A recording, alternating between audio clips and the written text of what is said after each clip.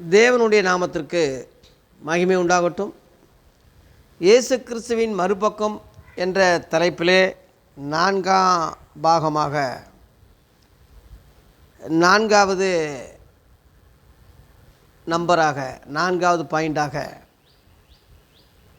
தன் சீடனை சோதிக்க இயேசு இடம் கொடுத்தார். இயேசு கிறிஸ்துவின் மறுபக்கம் என்ற தலைப்பிலே 4ஆம் பாகமாக 4வது பகுதி தன்னுடைய சீடனையே சோதிக்க சாத்தானுக்கு இயேசு இடம் கொடுத்தார். லூக்கா 22:31-32 வாசிக்கும்போது, பின்னும் கர்த்தர், சீமோனே சீமோனே, இதோ கோதுமையை சுலகினால் புடைக்கிறது போல சாத்தான் உங்களை புடைக்கிறதுக்கு உத்தரவு கேட்டுக்கொண்டான். நானோ உன் விசுவாசம் ஒளிந்து போகாதபடிக்கு உனக்காக வேண்டிக் கொண்டேன். நீ குணப்பட்ட பின்பு உன் சகோதரரை ஸ்திரப்படுத்து என்றார். அதற்கு அவன் சொல்கிறான், ஆண்டவரே, காவலிலும் சாவிலும் உம்மை பின்பற்றி வர ஆயத்தமாக இருக்கிறேன்னு சொல்கிறான். ஆனாலும் சேவல் கூவுறதுக்கு முன்னே என்னை 3 தடவை நீ மறுதளிப்பான்னு சொல்லி அவனுக்கு ஆண்டவர் சொல்கிறார். அப்படிப்பட்ட ஒரு சோதனை சீசர்களுக்கு இயேசு அனுமதிக்கிறார். இன்னும் சொல்லப்போனால் சாத்தானையே சோதிக்கிறதுக்கு அனுமதிக்கிறேன்னு சொல்கிறார். என்கிட்ட உத்தரவு கேட்டுக்கொண்டான் அப்படி சொல்கிறார். உத்தரவு கேட்கும்போது, நீ என்னடா என்கிட்ட உத்தரவு கேட்குறது, என் சீடர்களை வேண்டாம், உத்தரவு கொடுக்க மாட்டேன் போ அப்படின்னா, அவங்ககிட்ட அந்த சீசர்கள்ட்ட ஏதோ மிஸ்டேக் இருக்குதுன்னு அர்த்தம். அந்த மிஸ்டேக் இவர் தடுக்கிறாருன்னு அர்த்தம். சோதிக்க இடம் கொடுக்கலன்னு அர்த்தம். ஒரு போலீஸ்காரன் வந்து உங்கள் மகனை செக் பண்ணணும், இடம் கொடுங்கன்னு ஒரு போலீஸ்காரன் உங்கள் வீட்டில் வந்து கேட்டால், ஒரு நல்ல தகப்பை என்ன செய்யணும்? அப்படியா, சோதிங்க ஐயா, என் மகன் குற்றவாளியாக இருந்தால் என்ன தண்டனையோ அது சட்டம் எதுவோ அதை செய்யட்டும், கடமையை செய்யட்டும். ஒரு நல்ல தகப்பனுக்கு அடையாளம் செக் பண்ணுங்கன்னு சொல்கிறது தான். கெட்ட தகப்பனாக இருந்தால் வேண்டாம் வேண்டாம் செய்ய வேண்டாம், அதெல்லாம் நான் கோர்ட்டுக்கு வக்கீல் இருக்கார், அவர் இருக்கார், இவர் இருக்கார், பார்த்துக்குறேன், நீ போ, கோர்ட்டில் நாங்கள் பார்த்துக்குறோம். பொல்லாத தகப்பனுடைய அடையாளம் அது. நல்ல தகப்பன், பாருங்கய்யா, செக் பண்ணுங்கள், என் மகனை இது பண்ணுங்கள், குற்றவாளி குற்றம் இருந்தால் அது நிரூபித்தா என்ன சொல்கிறீங்களோ சட்டம் எதுவோ அது நாங்கள் கீழ்ப்படுகிறோம். ஒரு நல்ல தகப்பனுக்கு அடையாளம். இயேசு ஒரு நல்ல தகப்பனாக தான் சாத்தானுக்கு சோதிக்க இடம் கொடுத்தார். அவரே ஊழியத்துக்கு வரும்போது சாத்தான் சோதிக்க ஆவியானவரே கொண்டு போனார் என்று மத்தேயு 4ஆம் அதிகாரத்துலேயும் லூக்கா 4ஆம் அதிகாரத்துலேயும் அவரை சோதிக்கும்படி சாத்தானுக்கு இடம் கொடுத்தாரு. ஆவியானவரும் அங்கே கொண்டு போய் விட்டார்ன்ருக்கு. அதனால் இதோ உலகத்தின் அதிபதி வருகிறான், அவன் என்னிடத்தில் ஒன்றும் இல்லைன்னு சொல்லி கர்த்தர் சொன்னது காரணம் அதான். செக் பண்ணட்டும், அவன் பேரே சோதனைக்காரன் தான். நல்லா செக் பண்ணி நல்லா பார்க்கட்டும், எந்த வகையிலும் சாத்தானே வெக்கப்பட்டு போகக்கூடிய அளவில் இருக்கணுமே தவிர யாதொன்றிலும் குறையுள்ள நிலைமையில் இல்லாமல் பிசாசி வகை தேடி கண்டுபிடிக்காதபடி முற்றிலும் பரிசுத்தவானாத்தான் இயேசு வாழ்ந்தார். இயேசு கிறிஸ்து செக் பண்ணாலும் எந்த குற்றத்தையும் இயேசுக்கிட்ட கண்டுபிடிக்கலை. அதே போல் அவர் சீடர்களையும் சோதிக்க உத்தரவு கேட்குறான். தன்னை சோதிக்க ஒப்பு கொடுத்தவர் தன் சீடரையும் சோதிக்க ஒப்பு கொடுக்குறார். அதனால் சோதிக்க வேணாம், அவங்கள பாதுகாப்பேன், சாத்தானே என் பிள்ளைகளை ஒன்றும் செய்யக்கூடாது, நான் தான் அவங்களுக்கு முன்னோடி, நான் பாதுகாப்பேன்னு சொல்லுவேன். நம்மளையும் ஒப்பு கொடுப்பார். அதனால் இயேசு கிறிஸ்து நமக்காக யுத்தம் பண்ணுவார், நமக்காக ஜெயம் விடுவார், சாத்தானை நசுக்குவார், வெற்றி சிறந்தார், சாத்தானை விரட்டுவார். எல்லாமே ஒரு பக்கம் உண்மை. ஆனால் மறுபக்கம் சாத்தானுக்கு ஒப்பு கொடுக்குறதும் உண்டு. பழைய ஏற்பாட்டில் யோபை எடுத்துக்கிட்டால் சோதனைன்னு சொன்னாலே அவனைத்தான் நம்ம சொல்லுவோம். அவனுக்கு கர்த்தர் அங்கே அவனை சோதிக்க ஒப்பு கொடுக்குறாரு. யோபு 1ஆம் அதிகாரத்தில் யோபு மேலே கண்ணை வச்சாயோ சன்மார்க்கனும் உத்தமனும் பொல்லாப்புக்கு ப விலகி நீதிக்கு இருக்கிறவனை வந்து ஒப்பு கொடுக்குறாரு. கண் வச்சார்னா சாத்தான் சோதிக்க வர்றான். கர்த்தர் வந்து அதை மறுக்கலை, ஒப்பு கொடுக்குறாரு. ஒப்பு கொடுக்கும்போது அவனுடைய உள்ள நிலைமை தெரியுது. ஏன் ஒப்பு கொடுக்குறாருன்னா இன்னொரு விஷயம் சொல்கிறேன். சும்மா அநியாயமாக வேலி போட்டு அடைச்சவர் ஒப்பு கொடுக்க மாட்டார். ஏன் ஒப்பு கொடுக்குறாருன்னா அவனுடைய அவிசுவாசம்தான், அவனுடைய அவநம்பிக்கை தான். அவனே சொன்னான், நான் பயந்த காரியம் வந்தது, நான் அஞ்சினது தான் வந்தது அப்படின்னு சொல்லி அவனே அதை தன்னை ஒத்துக்கிட்டான். யோபு 3:25 அவன் ஒத்துக்கிட்டான். எப்படி பயந்தான்னா, யோபு 1:5 ஒருவேளை என் பிள்ளைகள் ஒருவேளை கர்த்தருக்கு விரோதமாக பாவம் செஞ்சுருப்பார்களோ, செய்யலை. இவனாக கற்பனை பண்ணான், சந்தேகப்பட்டான்.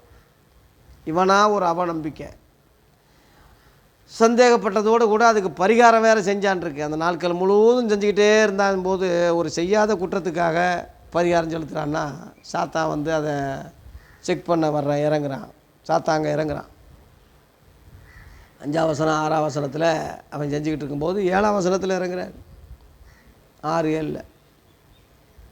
அதனால் பிசாசி வந்தாலும் கூட சும்மா வரமாட்டான். அவனுக்கு ஏதோ ஒரு விஷயம் இல்லாமல் வரமாட்டான். போலீஸுக்காரன் செக் பண்ண வர்றான்னா அவனுக்கு ஏதோ ஒரு தடயம், ஏதோ ஒரு அறிகுறி, ஏதோ ஒரு அடையாளம் இல்லாமல், ஏதாவது ஒரு துப்பு இல்லாமல் சும்மா வரமாட்டான். எல்லார் வீட்லேயுமா போவான்.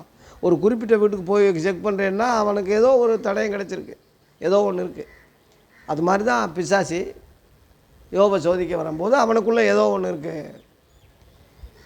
அவன் என்ன பயந்தான், சந்தேகப்பட்டான், பிறந்த நாளை சபிச்சான்ருக்கு. அப்புறம் யோபு 3:1 பிறந்த நாளே சபிக்கிறான்ருக்கு. அடுத்து பயந்த காரியமே வந்ததுன்னு அவனை ஒத்துக்கிட்டான். புதிய ஏற்பாட்டின்படி அன்பிலே பயம் இல்லை. பூரண அன்பு பயத்தை புறம்பே தள்ளும். பயப்படுவன் அன்பில் பூரணப்பட்டவன் அல்ல.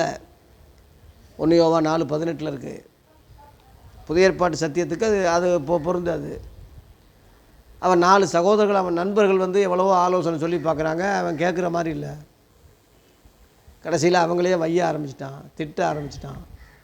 கடைசியில் தேவனையே குற்றப்படுத்த ஆரம்பிச்சிட்டான். சொல்லப்போனான் 38 கர்த்தரே சொல்கிறார், உன்னை நீதிமானாக்கி கொள்ளும்படி என் மேலும் குற்றம் சுமத்துவாயோ, நான் கேட்குற கேள்விக்கு பதில் சொல்கிறான்னு சொல்லி அவன் இங்கே கேட்குற கேள்விக்கெல்லாம் வாய் அடைச்ச, நான் கேட்குற கேள்விக்கு பதில் சொல்கிறான்னு சொல்லும்போது அவன் அப்புறம் தான் வாயை பற்றுவான். ஆண்டவரே, நான் தெரியாத அழைப்பிட்டேன், நான் உண்மை குறித்து கேள்விப்பட்டிருக்கேன், ஆனால் இப்போது எங்கள் கண்கள் உண்மை காண்கிறதுன்னு சொல்லி ஒப்பு கொடுக்குறான். யோபு 42 அதிகாரத்தில் அவன் மனஸ்தாப்பட்ட பிறகு தான் சகோதரர்களுக்காகவும் ஜெபம் பண்ணுன்னு சொல்கிறாரு. அதுக்கு பிறகு தான் 12ஆம் வசனத்தில் ரெட்டிப்பாக ஆசீர்வதிச்சார் இருக்கு. அவன் மனம் திரும்பின பிறகு, மன்னிப்பு ஆன பிறகு. இது பொதுவாக மக்களுக்கு தெரியாது. யோபு ரொம்ப நல்லவன், உத்தமன், கர்த்தருக்காக சோதிக்கப்பட்டான், ரெட்டிப்பாக ஆசீர்வதிச்சான்னு சொல்லி மொட்டை தலைக்கு முழங்காலுக்கு முடிச்சு போட்ட மாதிரி பேசுவானே தவிர முழு சத்தியங்கள் தெரியாது. தேவன் பொல்லாங்கினால் சோதிக்கிறவர் அல்ல. யாக்கோப்பு 1ஆம் அதிகாரத்தில் அவனவன் தன் சுய இச்சையினாலே இழுக்கப்பட்டு சிக்குண்டு சோதிக்கப்படுகிறான். பின்பு இச்சையானது கர்ப்பம் தரித்து பாவத்தை பிறப்பிக்கும், பாவம் பூர்ணமாகும்போது மரணத்தை பிறப்பிக்கும். 10 பிள்ளைகள் செத்தாங்கன்னா யோபுக்கு சும்மா ஒப்பு கொடுப்பார். ஒரு பிள்ளைக்கே ஒரு மகனையே ஒப்பு கொடுக்காதவர் கர்த்தரும் சோதிப்பார். ஆதியாகமம் 22 ஆபிரகாமை சோதிக்கும்போது ஒரு பையனை கூட அவர் பலியாக கொடுக்கல. அதுக்கு பதிலாக ஆடைத்தான் பலியிட்டார் தவிர ஈசாக்கை காப்பாற்றினார். அப்படிப்பட்ட கர்த்தர் 10 பிள்ளைகளை பலி வாங்குவாரா, செய்வாரா? இவனுடைய முட்டாத்தனம், இவனுடைய நம்பிக்கை, இவனுடைய அவிசுவாசம், இவனுடைய கோளாறு தான். அதுக்கு தான் சாத்தானை ஒப்பு கொடுக்குறாரு. அது மாதிரி அவன் ஆத்துவம் மட்டும் தப்பிவின்னு சொல்கிறார் இல்லையா, அந்த மாதிரி இங்கே யோபை போல் இங்கே பேதுருவை ஒப்பு கொடுக்குறாரு. அவன் பெரிய வீராப்பு, நான் தான் முதன்மையானவன், நான் தான் கெட்டிக்காரன், இவங்க எல்லாரும் மறுதளிப்பாங்க, நான் தான் லீடர், எல்லோரும் மறுதளித்தால் நான் மறுதிக்க மாட்டேன்னா என்ன அர்த்தம்? எல்லாத்தையும் விட நான் தான் பெரியவன், அந்த அர்த்தம் தானே. நான் தான் கெட்டிக்காரன், நான் தான் வல்லவன், அந்த அர்த்தம் தானே. அதுக்கு தான் சொல்கிறாரு, முதல்ல நீ தாண்டா என்னை மறுதளிக்க போகிறேன். சாத்தானுக்கு உன்னைய ஒப்பு கொடுக்குறேன், நீ பார்த்துக்க. தேவ பிள்ளைகளே, நம்மளையும் கர்த்தர் ஒப்பு கொடுப்பார், சாத்தானுக்கு ஒப்பு கொடுப்பார். ஆனாலும் நம்முடைய விசுவாசம் ஒளிந்து போகாதபடி நமக்காக வேண்டிக் கொள்வார். ஏன்னா அந்த விசுவாசம் இயேசு தொடங்கின விசுவாசம். எபிரேயர் 12:1 அவரே விசுவாசம் தொடங்குறாரு, அவரே முடிக்கிறார்.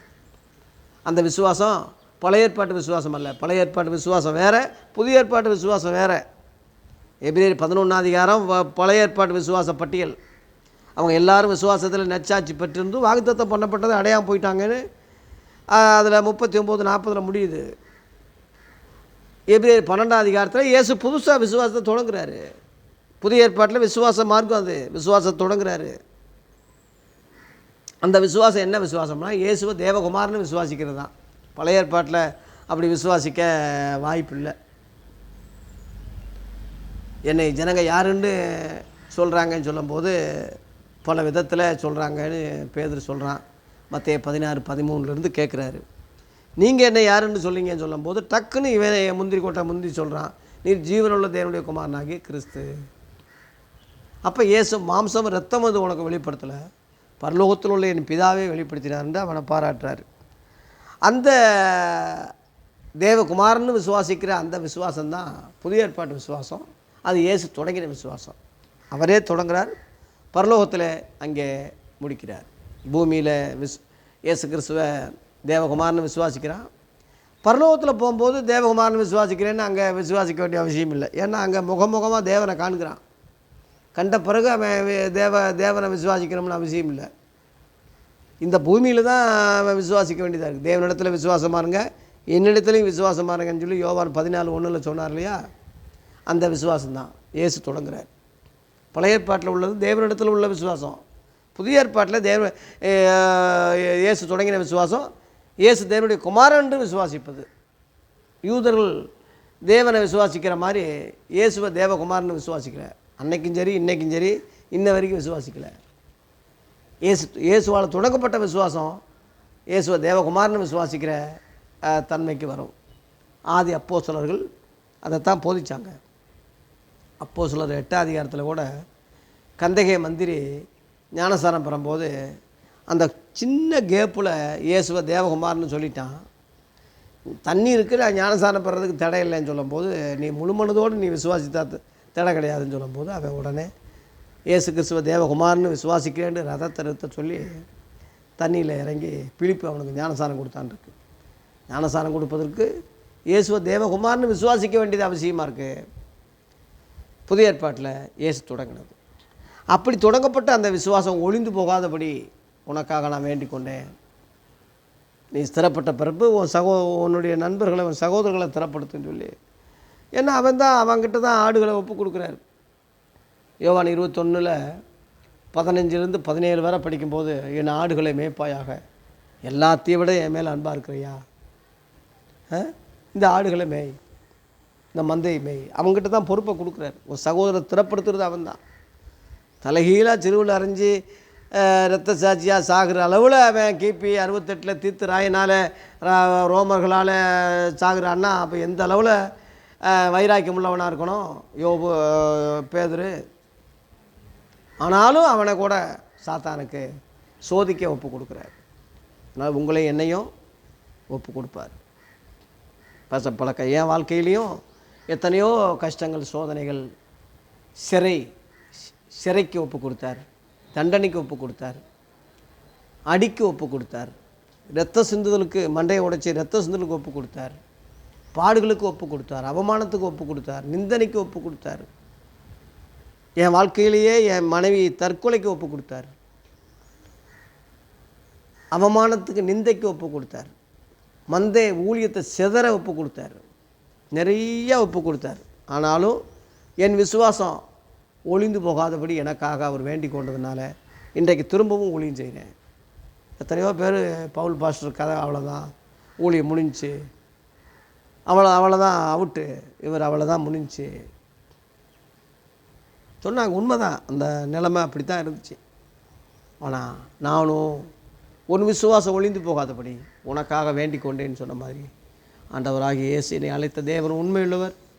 அவர் என்னை தாங்கி ஏந்தி சுமந்து தப்பிவித்து பல காரியங்களை ஒப்பு கொடுத்தாலும் இன்றைக்கும் திரும்ப எடுத்து ஊழியத்தை செய்கிற அளவில் என்னை பயன்படுத்துகிறாரு. உங்கள் வாழ்க்கையிலையும் அப்படித்தான். இயேசு நல்லவர், வல்லவர், அன்புள்ளவர்ன்று ஒரு பக்கம் இருந்தாலும் மறுபக்கத்தில் சாத்தானுக்கு ஒப்பு கொடுக்குறதும் உண்டு. ஆனாலும் நம்மளை கைவிட மாட்டார். சோதித்த பின் நம்ம சுத்த பொண்ணாக மாறுவோம். சோதனை சகிக்கிற மனுஷன் பாக்கிவான். அவன் உத்தமன் என்று விளங்கின பின்பு கத்திடத்தில் அன்பு குருவுகளுக்கு ஜீவ கிரீடத்தை தருவேன்னு சொல்லி யாக்கோப்பு 1:12 உள்ளது நம்ம எல்லாருக்கும் தெரியும். அந்த கிருபைகளை ஆண்டவர் நமக்கு தருவாராக. இந்த புடமுடுகிற சோதனைக்கு கத்தர் ஒப்பு கொடுக்குறது உண்மை, ஆனாலும் காப்பார் என்பது ஒரு பக்கம், ஒப்பு கொடுக்குறது என்பது மறுபக்கம். ரெண்டையுமே நம்ம சந்திக்க வேண்டியது இருக்குது. இதைகளை மனசில் வச்சு மற்றவங்களுக்கும் இதை எச்சரிப்பு உண்டாகும்படி சொல்லுங்கள். கர்த்தர் நம்மை நல்ல வழியில் நடத்துவாராக. நன்றி.